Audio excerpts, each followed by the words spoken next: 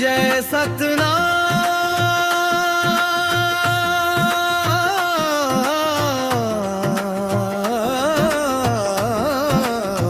जय सतनाम। गुरु बाबा के गूंजे नाम, गिरोधपुरी धाम ले आई सूजियारा। घासीदास बाबा है जग के सहारा।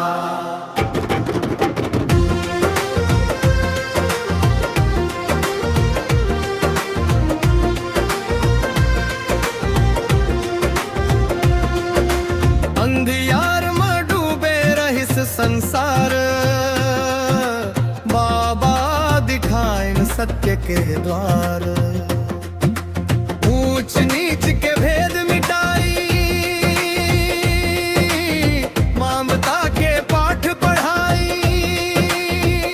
सादा जीवन सच्चा बानी, सब जन एक समान कहानी। जयत धाम के संदेश गूंजे, सतनाम के ज्योतिया पूंजे।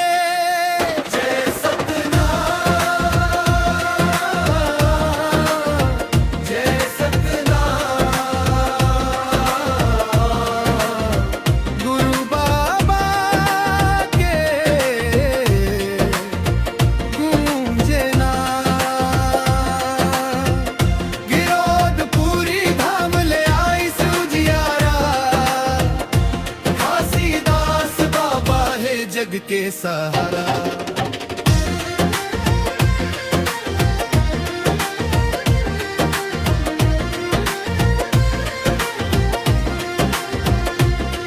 नशा झूठ और अन्याय छोड़ब, सत्य धर्म के रद्दा मोड़ब। दया प्रेम और सेवा सिखाई, सत्य के रास्ता में चलना बताई। गाँव गाँव में गूंजे बाई, सतनाम है सबसे जानी। बाबा तोर महिमा पार, करथन हम सब बारंबार।